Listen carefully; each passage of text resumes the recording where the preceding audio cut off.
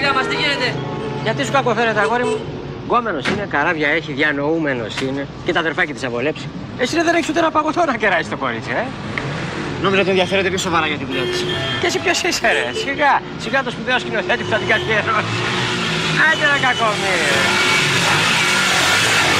Άντε ρε, κοίτα ρε.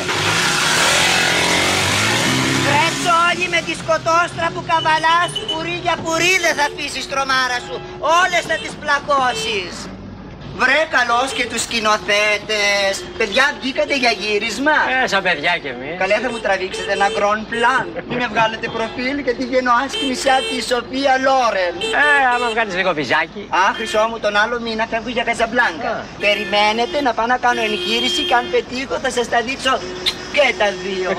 Φτερά!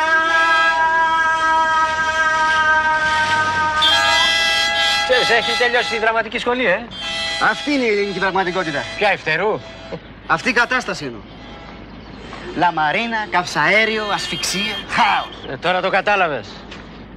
Προσπαθώ να συλλάβω έναν ήρωα που ζει μέσα σε αυτό το χάος. Σαν και εμάς, Φαντάσου έναν τύπο γέννημα θρέμα αυτού του συρφετού. Ένα γνήσιο προλετάριο. Ένα λούμπεν. Επιθετικό, βίο, χωρίς κανένα φραγμό.